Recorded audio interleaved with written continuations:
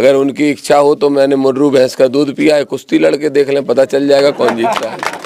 Okay, हम तो रुलाएंगे मुख्यमंत्री को, अगर हमारे क्षेत्र में काम नहीं होगा तो कुर्ता फाड़ देंगे उनका। लेकिन मौका है, ऐसा काम करूंगा जो 50 साल के अंदर विकास का काम नहीं हुआ वो 5 साल में करके दिखाऊंगा। लेकिन मेरी चुनौती ज्योतिरादित्य सिंधिया को, मेरी चुनौती प्रदीप अग्रवाल को, ध्यान रखो भारतीय जनता पार्टी का सफाया करने का मन किसान ने और जनता ने बना लिया। 5 कैंडिडेटों की जो चर्चा होती है उनमें से एक कैंडिडेट 5000 वाले होंगे, एक 8000 वाले होंगे। बकाया बचा हुआ जो 1,25,000 वोट है उसमें से 60 में ले जाऊं, 65 में ले जाऊंगा, अब हिसाब लगा लो बकाया कितने ले जाएंगे।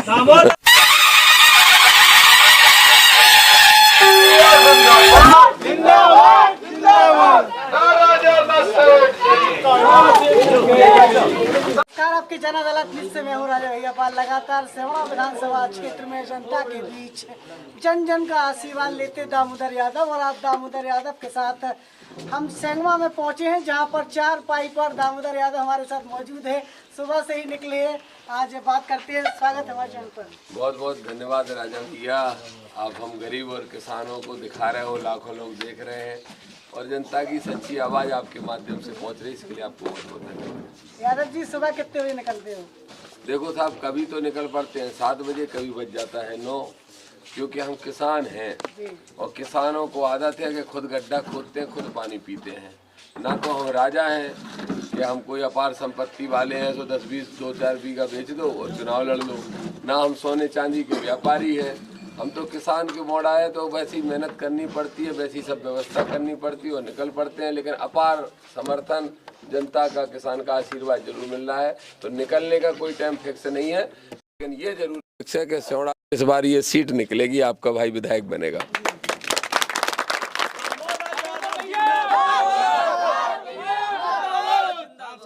दामोदर यादव जी, इस तरफ आपकी हवा बहुत तेज चल रही है, चारों तरफ आपकी चर्चा हो रही है, लेकिन प्रदीप अग्रवाल का कहना है कि वो हवाई चुनाव लड़ रहे हैं इस समय। देखो, हवाई अगर किसान है तो फिर प्रदीप तो फिर आसमानी होंगे।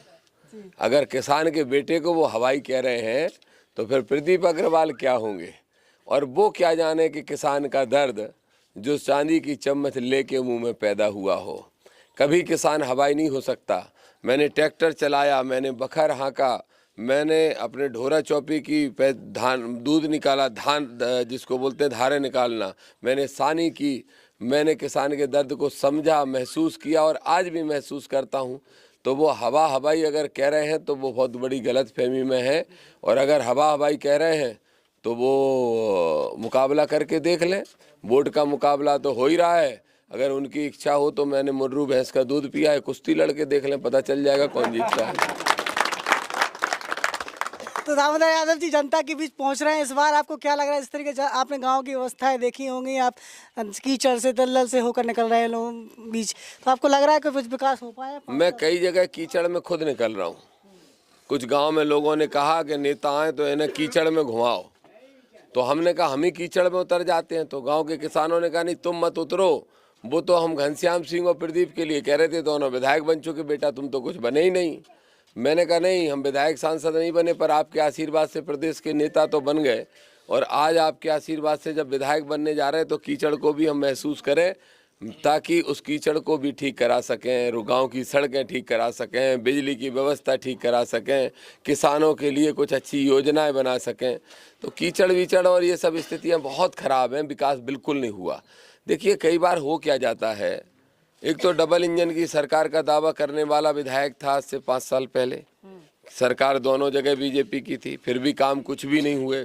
दूसरा विधायक बन गया तो वो 18 महीने सरकार में और बकाया टाइम विपक्ष में रहा, लेकिन गूंगा है, बोलने की क्षमताएं नहीं है, लड़ने की क्षमताएं नहीं है। गांव-गांव में कहावत है कि बिना रोए तो मताई भी दूध नहीं पिवाती, तो इन्हें विधानसभा में चिल्लाना पड़ेगा। विधानसभा में पहुंचाओगे हम तो रुलाएंगे मुख्यमंत्री को, अगर हमारे क्षेत्र में काम नहीं होगा तो कुर्ता फाड़ देंगे उनका। लेकिन ये रो ही लेते कम से कम, सड़कों के लिए, बिजली के लिए, पानी के लिए, टूटे हुए पुलों के लिए एक बार रो ही लेते।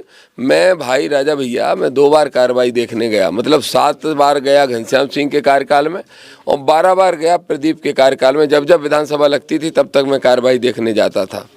प्रदीप अग्रवाल तो कभी बोले नहीं, मैंने बोला यार प्रदीप भाई, मैंने उनको पकड़ लिया वहीं कैंपस में। मैंने कहा कैसे विधायक हो तुम, बोलते नहीं। अरे भाई साहब बोले कौन सुन रहा है अपनी। इसके बाद अभी मैं घनश्याम सिंह जब विधायक थे तो कार्रवाइयाँ सुनने गया, तो मैंने कहा बड़े भाई, या तो मैं उनको बड़े भैया बोलता हूँ, नहीं रहे विधानसभा में। तो बोले विधानसभा में क्या बोले, लेटर लिख दिया है पुल बनवाने के लिए। लेटर लिखने से पुल बनते? 2 साल में पुल बन पाया। रतनगढ़ माता का इतना अच्छा तीर्थ स्थान जहाँ पे लाखों लोग अभी आएंगे 2 दिन बाद, दिवाली के बाद। क्या हालत होगी उन लोगों की, शर्म नहीं आती? इन्हें वोट मांगने का हक नहीं, इन्हें तो किसी गांव में जाने का हक नहीं। वो तो शुक्र मनाए ये कि मध्य प्रदेश है, किसान सीधा है। अगर ये हरियाणा होता या नोएडा होता तो बाहर बोर्ड लगा दिया जाता गांव के बाहर कि विधायक की एंट्री इस गांव में बैन है। ऐसी हालत हो जाती है इनकी। लेकिन मैं काम करूंगा। मुझे जहां इस बात का दुख है कि ये दोनों विधायक निष्क्रिय निकले, वहीं इस बात की खुशी है कि मुझे काम करने का बहुत सारा स्कोप है, बहुत सारा मौका है। ऐसा काम करूंगा जो 50 साल के अंदर विकास का काम नहीं हुआ वो 5 साल में करके दिखाऊंगा। कितनी उम्मीद है आपको कि जनता इस बार आपको वोट कर रही है? देखो मैं आपको बड़ा सीधा समीकरण बताता हूँ। हमारे यहाँ बहुत बड़ी संख्या में जाटव समाज है। वो जाटव समाज कभी बीजेपी को वोट नहीं देती, कांग्रेस को पिछली बार दिया था, निराश हो गई। इसलिए अब वो अम्बेडकरवादी सोच के लोग हैं। बीएसपी का कैंडिडेट बाहर का है तो इसलिए उसको देने का सवाल ही नहीं है, क्योंकि यहाँ हम परीक्षा रोज देते हैं। बीएसपी का कैंडिडेट कोई बाहरी आए वोट लेके चला जाए वो पसंद नहीं करते, इसलिए वो समाज पूरा झुकाव कर रहा है। और दूसरी बात, मैं एक बात और कहूँगा, कुशवाहा समाज बीएसपी से टिकट मांग रही थी, बीजेपी से टिकट मांग रही थी, कांग्रेस से भी टिकट मांग रही थी, किसी को नहीं दिया गया। एक सामंतशाही व्यक्ति को टिकट दे दिया गया। मैं बोलता हूँ किसी भी किसान को दे देते, चाहे ठाकुर को दे देते, चाहे ब्राह्मण को दे देते, चाहे ओबीसी को दे देते, किसी किसान को देते, नहीं दिया। भारतीय जनता पार्टी में भी बीजेपी टिकट, कुशवाहा टिकट मांग रहे थे, पाल भी टिकट मांग रहे थे, किसी को नहीं दिया गया। मैं ये कहना चाहता हूँ बीएसपी में भी एक कुशवाहा बहुत अच्छा हमारे साथी है बीएसपी के, वो टिकट मांग रहे थे, सरपंच कहीं के वृंदावन कुशवाहा, उनको भी टिकट नहीं दिया गया। क्यों नहीं दिया गया? क्योंकि वो गरीब आदमी हैं बेचारे, उनके पास देने के लिए 1 करोड़ रुपए नहीं थे, इसलिए उनको टिकट नहीं दिया गया। आज की स्थितियां ये हैं। मैं आपके चैनल पे बहुत स्पष्ट तौर पे ये बात बहुत मुख्य रूप से कहना चाहता था।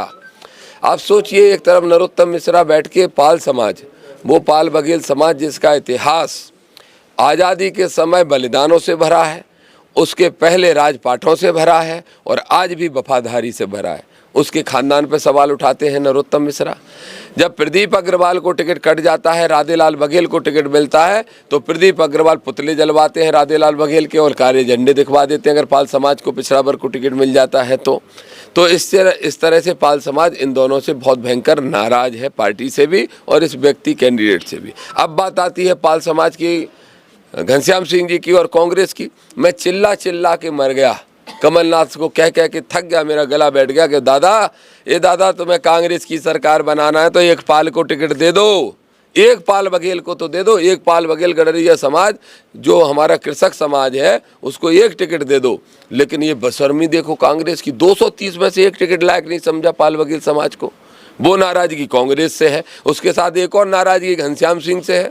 जब हमारे छोटे भाई राधेलाल बघेल ज्वाइन कर रहे थे तो राधेलाल बघेल को ज्वाइन कराने तो पहुंच गए, लेकिन जब राधेलाल बघेल का नंबर दतिया से टिकट मांगने का आया तो अवधेश नायक के लिए लिख के दे के आ गए। अरे भाई, ये सोचने समझने की बात है कि ना बीजेपी कृषक की हो सकती, ना कांग्रेस हो सकती है, ना बीजेपी कांग्रेस में से कोई पिछड़ों की पार्टी हो सकती। मैं तो ये कह रहा हूँ ये सामान्य वर्ग की भी पार्टी नहीं है। ये पार्टियां तो सिर्फ और सिर्फ पैसे वाले लोगों की, इंडस्ट्रियल लोगों की पार्टियां हैं। गांव गरीब की बात करने वाले लोगों का इनमें कोई स्थान नहीं है। इसलिए पाल समाज भी नाराज है, कुशवाहा समाज भी नाराज है, जाटव समाज भी नाराज है। और सबसे बड़ी बात तो ये है, जो दामोदर की जाति है वो किसान जाति है, पूरा किसान नाराज है, एक एक किसान नाराज है। इसलिए दामोदर को बहुत ज़बरदस्त समर्थन मिल रहा है। यकीन मानो सीआईडी वालों की रिपोर्ट रोज़ चेंज हो रही है और सीआईडी वाले कह रहे हैं कि एक ही प्रत्याशी है जिसके रोज़ 1000 वोट बढ़ रहे हैं, 200 इसके कम हो रहा है, 250 उसके कम हो रहा है, 250 उसके कम हो रहा है। दामोदर के कितने कम हो रहा है? बोले नहीं, 1000 से 1200 रोज उसके वोट बढ़ रहे हैं। तो मुझे पूरा विश्वास है कि जो 22,680 का सपना मेरे साथी और मैं देख रहे थे वो पूरा होगा। जीत का 22,680 से जीतेंगे। सपना पूरा होगा आपका? ये देखिए, मेरा सपना सिर्फ ये नहीं है, मेरा सपना ये एक माध्यम है। अगर मैं एमएलए बनूंगा तो मेरा सपना तो ये है कि गांव गरीब किसान प्रसन्न हो जाए, और ये प्रसन्न कैसे होगा? ये तब होगा जब जो चोरी और डकैती की योजनाएं विधानसभा में बैठ के बनाई जाती हैं मंत्रियों के द्वारा, किसानों को लूटने की योजना, बड़े आदमियों की तिजोरी भरने की योजना, उसके खिलाफ कोई लड़ाई लड़ेगा, तब जाके मेरा सपना पूरा होगा, जब मैं ये काम कर पाऊंगा। मुझे विश्वास है कि विधानसभा की कार्रवाई में या तो मेरी बात मानी जाएगी और नहीं तो मैं अपना कुर्ता फाड़ दूंगा और सीएम का भी फाड़ दूंगा, दोनों का कुर्ता फाड़ दूंगा। एक बड़ी बात कहना चाहेंगे, क्या आपको लगता है कि जाटव समाज हाथी को छोड़ पाएगा? देखिए, बात हाथी की नहीं है। जाटव समाज कांसीराम साहब के मिशन के साथ जुड़ा और जाटव समाज बाबा साहब का अनुयायी है और मैं स्वयं भी कांसीराम साहब का शिष्य हूँ और अनुयायी हूँ बाबा साहब का। उनकी विचारधारा ये है कि जो बहुजन समाज के लोग हैं उनको राजनीति में अच्छा अवसर मिले। मैं पहले भी चुनाव लड़ा और राधेलाल जी चुनाव लड़े, ये एक बड़ा प्रमाण है। राधेलाल बघेल जी सिटिंग एमएलए थे और बीएसपी से चुनाव लड़ रहे थे। चूँकि मैं तो एक छोटी पार्टी से चुनाव लड़ रहा था, लेकिन मैं गरीबों की बात उठाता हूँ, तो जो वोट मिले थे, वोट ऑफ जो परसेंटेज था, अब मेरे भाई राधेलाल जी से पूछिएगा, उनको 6000 जाटव वोट मिला था, मुझे 8000 वोट ज़्यादा जाटव मिला था, जबकि मेरा चिन्ह हाथी तो नहीं था। तो वो जो कहानी है वो पुरानी हो गई है। अब चंद्रशेखर आज़ाद से पूरा जाटव समाज ही नहीं, पूरे देश का पिछड़ा और दलित उम्मीद लगा के बैठा है और मैं मानता हूं कि चंद्रशेखर आज़ाद इस देश का भविष्य है और मेरे जैसे साथी इस मध्य प्रदेश में पूरी ताकत लगा के उसे बढ़ाने का काम उनको करेंगे। और मैं समझता हूं कि इस बार 80 से 90% वोट केटली पे पड़ेगा। सर्दियां आ रही हैं, सबको चाय भी पीना है, केटली भर के वोट से भर के पहुँचाएंगे भोपाल। आज सिंधिया का हेलीकॉप्टर उतर रहा है आपकी विधानसभा में। देखो, सिंधिया के पास तो बहुत हेलीकॉप्टर हैं, क्योंकि राजे महाराजे रहे हैं और फिर जब कमलनाथ की सरकार गिराई थी तो 35-35 करोड़ का खेल एक विधायक का हुआ ही था, तो उनके पास तो हेलीकॉप्टर बहुत हैं। हमारा हेलीकॉप्टर हमारे लिए साइकिल, हमारे पैर, यही हेलीकॉप्टर हैं। और अगर हेलीकॉप्टर का कंपटीशन हम उनसे करेंगे तो उनसे हम नहीं जीत पाएंगे, लेकिन वोटों का कंपटीशन, जनता का लाड़ प्यार का कंपटीशन में हम उनसे जीतने वाले हैं। सिंधिया के हेलीकॉप्टर के लिए सिंधिया को बधाई, खूब उतारें, लेकिन मेरी चुनौती ज्योतिरादित्य सिंधिया को, मेरी चुनौती प्रदीप अग्रवाल को, ध्यान रखो, भारतीय जनता पार्टी का सफाया करने का मन किसान ने और जनता ने बना लिया है। तो इस समय दामोदर यादव जी हमारे साथ जुड़े हुए थे सेंतरी सेंगमा में विधानसभा में लगातार जनसंपर्क के साथ। अब समर्थकों की भीड़ भी देख रहे होंगे जिस तरीके से लगातार हमारे साथ चल रहे हैं। निश्चित तौर से कोई बड़ा बदलाव इस बार होगा। आपको लगता है कि दामोदर यादव जी कितने वोट से चुनाव जीत रहे हैं आप? देखिए, मेरा अनुमान यह है कि मैं 65,000 से ऊपर वोट ले जाऊंगा, ये मेरा अनुमान है। और जब मैं 65 ले जाऊंगा तो मेरा अनुमान यह है कि कोई 30 भी नहीं ले जा पाएगा। और कुछ तो ऐसे हैं जो शौक के लिए चुनाव लड़ रहे हैं। मेरे ख्याल से 5 कैंडिडेटों की जो चर्चा होती है उनमें से एक कैंडिडेट 5,000 वाले होंगे, एक 8,000 वाले होंगे। बकाया बचा हुआ जो 1,25,000 वोट है उसमें से 60 में ले जाऊं, 65 में ले जाऊंगा। अब हिसाब लगा लो बकाया कितने ले जाएंगे। दामोदर यादव जी हमारे साथ बने हुए, तो जुड़े रहिए हमारे साथ। नमस्कार। पाल ढाबा आपका हार्दिक स्वागत करता है। हमारे यहाँ खाने में दाल फ्राई, दाल तड़का, दाल मखनी, सेव भाजी, सेव टमाटर, कढ़ाई पनीर, चिली पनीर, पनीर पसंदा, संगम पनीर और स्वीट में खीर, स्पेशल केसरी खीर, गुलाब जामुन और स्पेशल केसरी खीर मिलती है हमारे यहाँ। ये सेवा का अवसर दें। धन्यवाद।